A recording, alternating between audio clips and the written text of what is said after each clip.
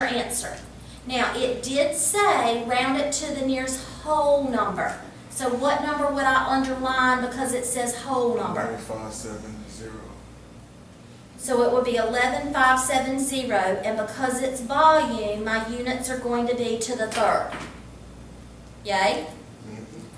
All right, if I come down to this one also you need to realize is a circular cylinder as well.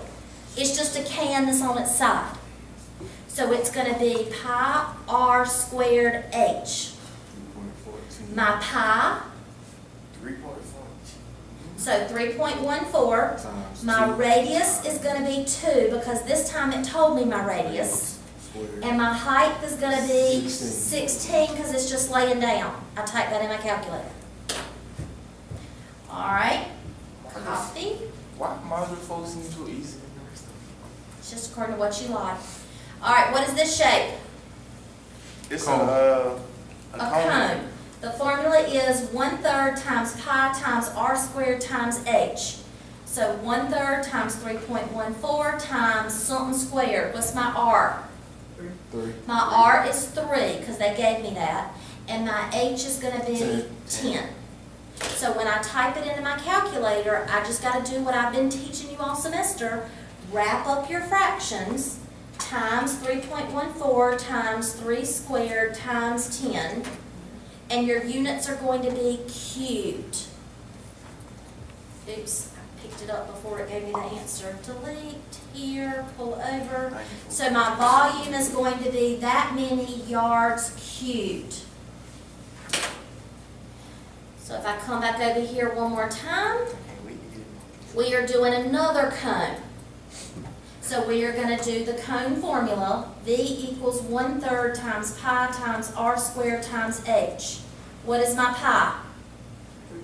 3.14. What is my r?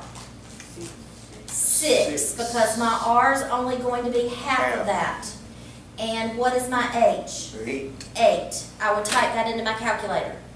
We good? Good. All right, copy. Let's roll it on. Paste. What is this shape? The sphere. This is a sphere. Here's my formula for a sphere. Volume equals 4/3 times pi times r to the third, because that's what the volume says. Here it tells me what my radius is. So my radius is 8.3 to the third times 3.14 times 4/3. So I would type it in exactly like it sits. 4/3 times 3.14 times 8.3 to the third power, because that's what the formula says.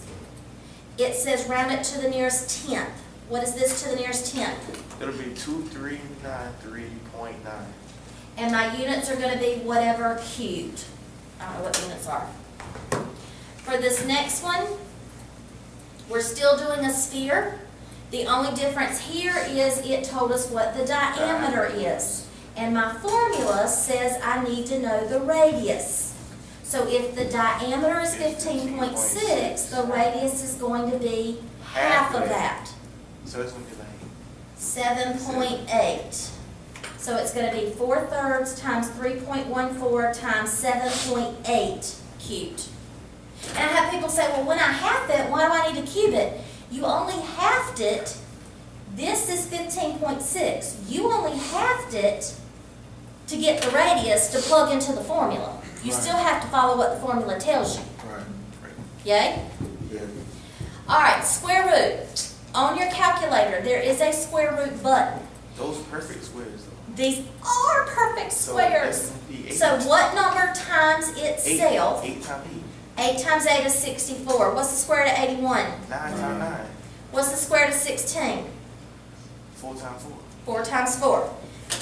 These are perfect squares, which means there's a pretty number times itself.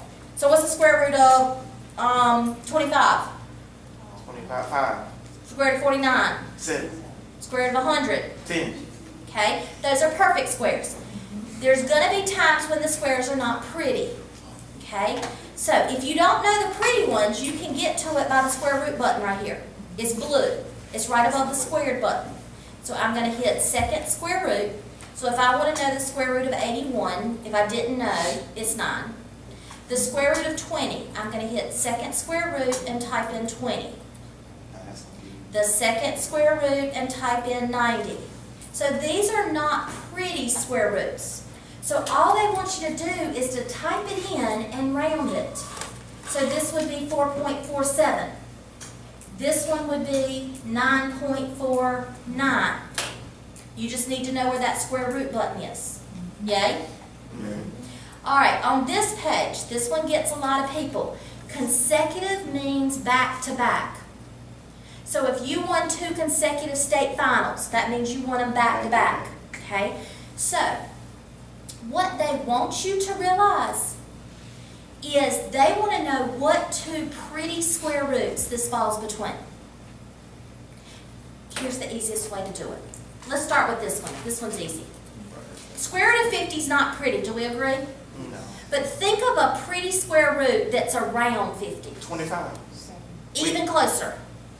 Oh, Square root even of closer. 49 is right below it, which is 7. Right.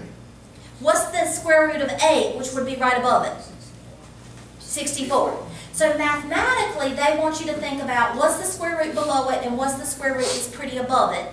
So your answer is going to be between 7 and 8 because 50 is between 49 and 64. That's how they want you to think about it mathematically. Okay, do that again. Okay? All you have to do is type in the square root of 50 is $7 and some change. Right. If you have $7 and some change, you have between $7 and $8. Okay. So you're really doing the same thing. Okay. So like if I came to this one, what pretty square root is below or above 77? 64. 81 and 64. They know they're perfect squares. You may not. Square root of 64 is 8. Square root of 81 is 9. So that means because this number is between there and there, then the answer should be between 8 and 9. But if you go to your calculator and you just type in that bad boy right there, your answer is going to be $8 and some change. I get it now. 'Cause So it's for asking this- for a whole number. Right. So for this one, 137, if I do the square root, and some of y'all may not know perfect squares that big, You can do. the square root of 137 You can do 140. is going to really be 144 and 121, which is 11 and 12. But as long as you see that it's $11 and some change, you know that you have between $11 and $12 in your pocket. Gotcha. Yay? Right. All right, next up. Old Pythagorean theorem. Woohoo! I love Pythagoras. With the AB squared. A squared plus B squared equals C squared. C is your side across from the right angle. That is always your C. That's called the hypotenuse. Your A and your B, I don't care where you put them. So this is going to be 12 squared plus 9 squared equals x squared. So in other words, 144 plus 81 equals x squared. Now, this goes back to solving equations, which we did just a minute ago. Solving equations means get x alone. So do you agree that x is already on that side of town by himself? Yes. So let's clean up the chicks on this side of town. 8, 9, 10, 11, 12, carry my 1 is 225. 225. We're not done. That tells me what x squared is. They want me to know what x is. So in math, if you have a square, the square root gets rid of a square. So it's 15. Oh, square root. So, 15 and they're on the same button, that's not by accident. Square and square root undo each other. 15 times. So you're going to do the square root of 225. So that means the missing side, x equals 15. Cool? Yay. All right, hold on, I'm coming back to that problem. Let me snag him over. So, if I do, look at this next problem. I am using Pythagorean, which says a squared plus b squared equals c squared. The first thing we have to do is find our c. What is our c in this problem? Our c is going to be 10. Because, and then we have to square it. Yeah, it gives. So then we have x squared plus 8 squared, and that is gonna equal 10 squared. Is everybody with me? 8 squared is 64, 10 squared is 100. Now, look at this problem compared to that one. So you See how Gucci was already over here by himself? So you're gonna subtract the 64? Gucci's all up in the middle, so you got to get the x squared by himself, and you got to subtract that hoochie right there. Obviously. So x squared equals 36. So what do you do to get x by You itself? got to do the square root of 36. You got to do that little That's square root of 6. it. Right, right? Square root of 36 is 6. So sometimes, and I have students say all the time, when do I add and when do I subtract? Well, when you fill them in, you got to say, what do I have to do to get x alone? If I got to move that chick over there, I got to subtract. But if he's already alone, then let's add those girls up because they on the same side of town. Cool? I got you, dudes.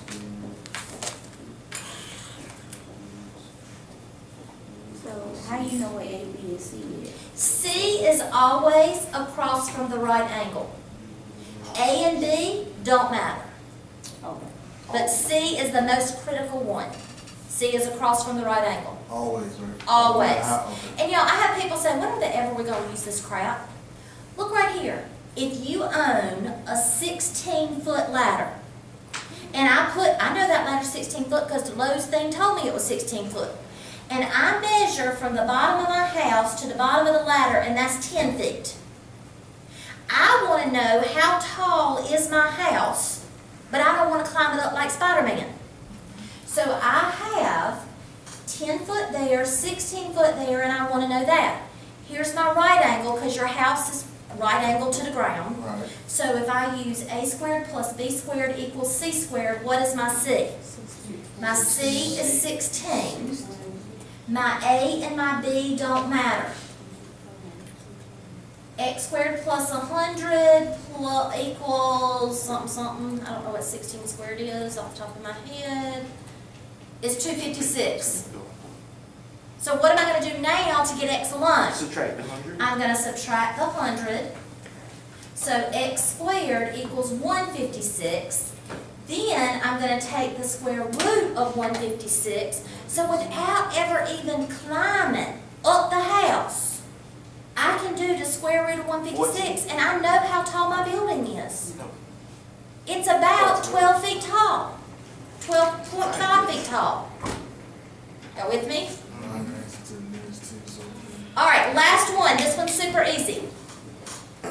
Pick a side off the first shape and tell me who it matches with on the second shape.